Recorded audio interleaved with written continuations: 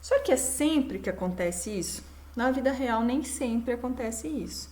Nem sempre eu tenho um número exato dos reagentes participando de produto. Pode acontecer que eu tenha um caso que eu falo que eu tenho reagentes e produtos em excesso. E o que é isso? É quando eu tenho mais de um elemento e aquele elemento ele não participa da reação justamente porque ele está em excesso. Ele vai sumir? Não, ele não vai sumir. Ele vai estar lá na reação. Só que ele não vai estar participando da reação. Por que ele não vai estar participando? Justamente porque eu estou em excesso. Vamos entender melhor um pouquinho isso? Vou lá na plataforma PET de novo e tem um setor para a gente trabalhar só com reagentes e produtos em excesso. Olha essa reação aqui. Essa é a reação ao contrário da hidrólise. Essa é a síntese da água. Eu tenho o gás hidrogênio com gás oxigênio produzindo a molécula de água. Essa reação aqui, ó, ele já deu balanceada. Ó que belezinha, ele já deu que cada 2 moléculas do gás hidrogênio, na presença de uma molécula do gás oxigênio, eu tenho a síntese de 2 águas. Essa é a reação balanceada. Tudo que tem do lado dos reagentes está do lado dos produtos? Beleza, tá assim, ó. 4 hidrogênios, 4 hidrogênios. 2 oxigênios, 2 oxigênios. Equação balanceada.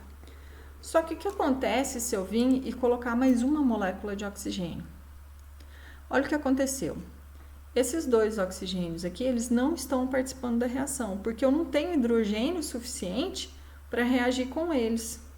Então, eu digo que ele está em excesso. Ó. Ele vai aparecer aqui no reagente e vai aparecer aqui no produto. Só que eu não coloco ele na reação aqui no final. Eu sei que ele está presente, mas ele não reage. Então, eu digo que ele está em excesso. Para ficar mais legal ainda, vamos fazer com sanduíche. É bem facinho de vocês entenderem. Imagine que vocês têm uma fórmula de sanduíche. Ó, essa daqui é o meu sanduíche. Eu quero que o meu sanduíche tenha 2 fatias de pão e uma de queijo. Então, toda vez que eu tiver 2 fatias de pão, uma de queijo, eu produzo um sanduíche. Só que o que acontece se eu sou muito fominha e coloco 5 fatias de queijo? Isso quer dizer que eu vou ter só um queijo reagindo. Os outros 4 vão estar em excesso. Eles não vão participar da reação. Mas se eu vim aqui colocar mais 2 fatias, o que acontece? Dessas 5 aqui, uma vai participar com 2 fatias de pão, a outra com mais 2 e vai sobrar quanto? 3. Então, eu digo que eu tenho 3 fatias de queijo em excesso. Gente, isso é uma equação, é pura matemática. É facinho de entender.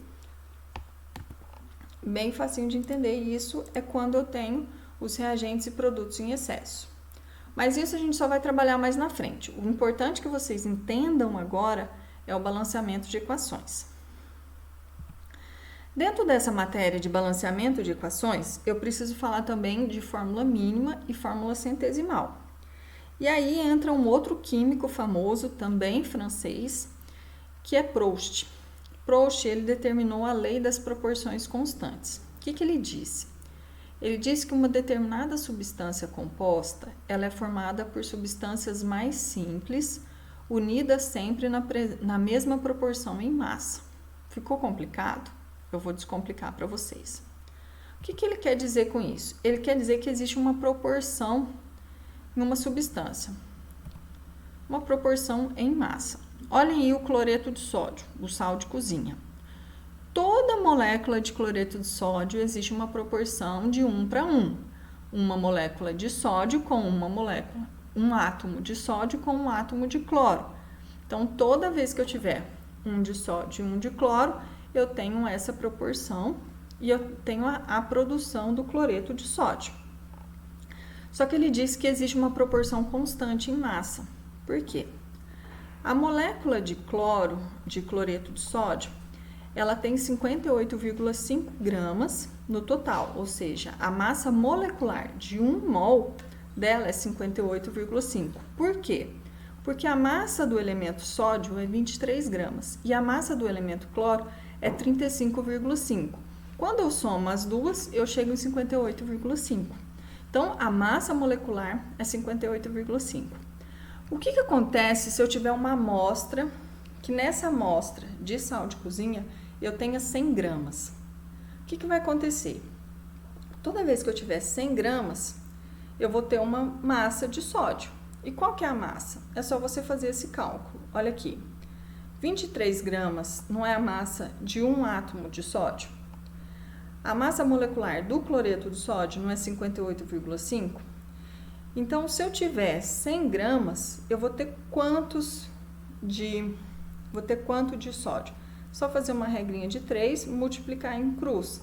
Eu vou chegar em 39,3 gramas de sódio. Então, quando eu tiver uma amostra do cloreto de sódio de 100 gramas, 39,3 é de sódio. Então, eu posso dizer que toda amostra de cloreto de sódio tem 39,3%, porque não é em 100%, de sódio. E aí eu consigo calcular sempre a porcentagem em massa de qualquer amostra de cloreto de sódio. E do cloro, para ficar mais claro. A massa molecular do cloreto não é 58,5? A massa do cloro não é 35,5? Se eu tenho uma amostra em 100, eu vou ter X de cloro. Multiplico em cruz, descubro que numa massa de 100 gramas, 60,7 gramas é do elemento cloro, ou seja, 60,7% de qualquer amostra sempre vai ser de cloro. Essa é a proporção centesimal e essa é a proporção em massa de que Proust falava. Eu sempre vou ter uma proporção em massa que é constante. Então, toda amostra, seja 100 gramas, 150 gramas, qualquer outro valor, vai ter 60,7% em massa de cloro e 39,3% de sódio. Outra matéria. Essa matéria ela não é muito importante, ela não é importante assim, em laboratório, mas ela é importante porque ela cai no Enem. E é importante a gente saber um pouquinho de fórmula mínima. A fórmula mínima também tem a ver com as proporções. Olha aqui a fórmula molecular. É importante eu sempre saber a fórmula molecular do composto para entender a fórmula mínima. Olhem a glicose.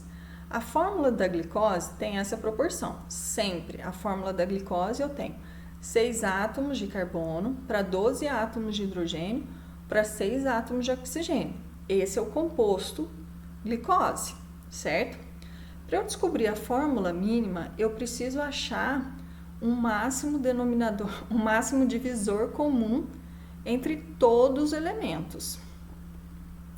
Quando eu divido por esse máximo divisor comum, eu acho a fórmula mínima desse composto. No caso da glicose, eu consigo dividir todos os elementos por 6. E quando eu divido por 6, eu encontro essa fórmula mínima. Um carbono, 2 hidrogênios e um oxigênio. Aqui eu coloquei o número 1 só para mostrar para vocês, porque na fórmula esse 1 não aparece, ele é subentendido. Quando eu pego a fórmula mínima e multiplico pelo número 6, eu volto para a fórmula molecular. Um outro exemplo é o peróxido de hidrogênio. Essa é a fórmula do peróxido de hidrogênio. Todo peróxido de hidrogênio tem 2 hidrogênios, 2 oxigênios.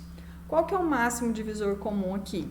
2. Quando eu divido por 2 todos os elementos, eu chego nessa fórmula mínima. E se eu multiplicar por 2, eu volto para a fórmula molecular. Todo composto tem fórmula mínima? Não. Olhem aqui o ácido sulfúrico. O ácido sulfúrico eu não tenho um máximo divisor comum porque o enxofre aqui, ó, ele tem 1. Se eu tentar dividir por 2, o hidrogênio, legal, consigo dividir por 2. Oxigênio, também consigo dividir por 2. Mas o enxofre não.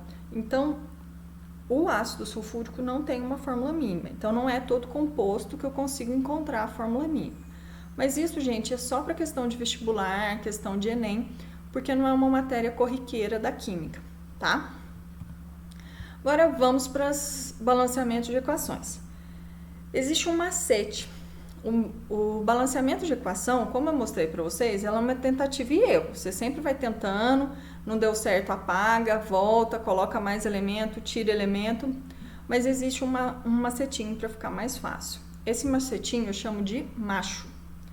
Porque sempre que vocês forem tentar balancear uma equação, vocês comecem pelos metais. Se não lembram o que é metal, volta lá na apostila, olha a tabela periódica e encontrem os metais. Sempre balanceiem primeiro os metais. Depois vocês vão balancear os ametais. Depois o carbono, depois o hidrogênio e por último o oxigênio. Então, sempre por último o oxigênio.